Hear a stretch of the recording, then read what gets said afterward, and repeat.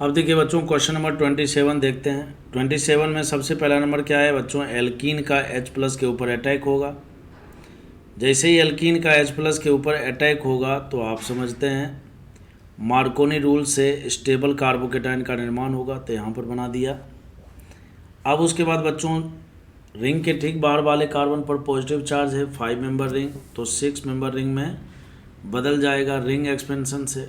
तो आपको ring expansion करने आता ही है, यहाँ पर पॉजिटिव चार्ज लगा दिया। फिर बच्चों इसमें 1,2 मिथाइल शिफ्ट लगा देंगे। तो जैसे 1,2 मिथाइल शिफ्ट लगाएंगे तो ये मिथाइल यहाँ पर पहुँच जाएगा, ये पहुँच गया। अब देखिए यहाँ पर क्या है, H+ के साथ हीट किया हुआ है ना, H+ देकर के हीट किया हुआ है। और फाइनली देखिए यहाँ पर प्रोडक्ट में भी क्या बनाया हुआ है, एल्कीन बनाया हुआ है। तो रीअरेंज करके ये कार्बोकेटाइन बन गया। अब हमें क्या करना है, यहाँ से फिर से H+ को हटाना है हीटिंग कंडीशन में, ताकि एल्कीन का फॉर्मेशन हो सके। आपको पता है कि हीटिंग कंडीशन में क्या होता है। तो बच्चों यहाँ पर देखिए, जिस कार्बन पर पॉजिटिव चार्ज है उसको अगर मैं अल्फ़ा मानूँ तो उसके बगल वाला बीटा, तो ये बीटा हाइड्रोजन हो गया। अगर मैं यहाँ से बीटा हाइड्रोजन को रिमूव कर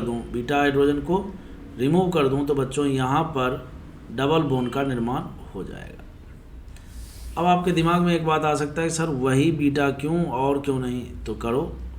ये भी 3 प्रकार के एल्कीन बनेंगे। तीनों में से सबसे ज़्यादा स्टेबल एल्कीन कौन सा होगा, यही वाला होगा। तो डी इसका करेक्ट आंसर हो जाएगा। बाकी बनने को ये भी बन सकता है, ये भी बन सकता है, ठीक है ना। क्वेश्चन नंबर 28 में भी बच्चों अल्कोहल दिया हुआ है। H+ के साथ जब हम हीट करते हैं अल्कोहल को, तो आपको पता है सबसे पहले स्टेप में प्रोटोनेशन होता है, OH2+ बनता है और फिर यहाँ से H2O रिमूव हो जाएगा। जैसे ही H2O रिमूव होगा तो यहाँ पर बच्चों इवन मैकेनिज्म से कार्बोकेटाइन का निर्माण होगा। फिर क्या होता है भाई, तो कार्बोकेटाइन रीअरेंज करता है, तो कार्बोकेटाइन रीअरेंज करके यहाँ पर आया। फिर क्या होगा, है ना, तो 1,2 हाइड्रोजन शिफ्ट फिर से लगेगा बच्चों, तो यहाँ पर कार्बोकेटाइन यहाँ पहुँच गया। अब क्या करें, तो जिस कार्बन पर, चूँकि हीटिंग कंडीशन है तो इसका मतलब बीटा हाइड्रोजन रिमूव करके ये अल्फ़ा बीटा, तो अल्फ़ा बीटा के बीच में क्या करेंगे बच्चों, डबल बॉन्ड बना देंगे। तो यहाँ डबल बॉन्ड बना दिया, एक तो ये एक प्रोडक्ट और बनेगा, यहाँ डबल बॉन्ड लगा दिया। तो इस प्रकार से 2 प्रोडक्ट बन गए। अब सवाल उठता है अल्फ़ा H ज़्यादा किस में, तो अल्फ़ा H बच्चों यहाँ पर 7 है, यहाँ पर अल्फ़ा H है 2, 2, 4, 2, 6। तो चूँकि अल्फ़ा H इसमें ज़्यादा है तो मेजर प्रोडक्ट भी यही होगा, तो बी हो जाएगा इसका आंसर।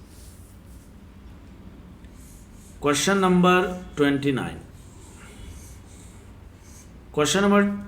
जो है, इसमें बच्चों डाईइमाइड से किसका रिडक्शन हो सकता है ना। हाइड्रोजन होता है NH2 हाइड्रोजन है बच्चों। जब हम इसका H2O2 के साथ ऑक्सीडेशन करते हैं तो डाईइमाइड का फॉर्मेशन हो जाता है। और इसी डाईइमाइड, तो यहाँ से जो H2 निकलेगा ना, देखो यहाँ से ये निकल गया बच्चों, तो यहाँ से H2 भी तो निकलेगा ना। अब ये जो H2 निकलेगा, यही H2 से क्या होता है, रिडक्शन होता है।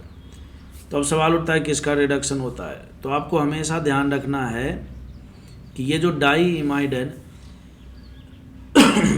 इससे बच्चों नॉन पोलर बॉन्ड का रिडक्शन होता है, नॉन पोलर बॉन्ड का रिडक्शन होता है। बोले तो एल्कीन का रिडक्शन हो जाएगा, पोलर बॉन्ड का रिडक्शन नहीं होता है। इसको आप अपने कॉपी में लिख लीजिएगा, ये पॉइंट टू रिमेंबर है। पोलर बॉन्ड जैसे C डबल बॉन्ड O दे दे, C ट्रिपल बॉन्ड N दे दे, NO2 दे दे, ठीक है ना, तो ये सब रिड्यूस नहीं होते, नॉन पोलर बॉन्ड रिड्यूस होंगे। तो कुल मिलाकर एल्कीन का रिडक्शन हो जाएगा और एल्कीन इसमें बच्चों कन्वर्ट हो जाता है एल्केन,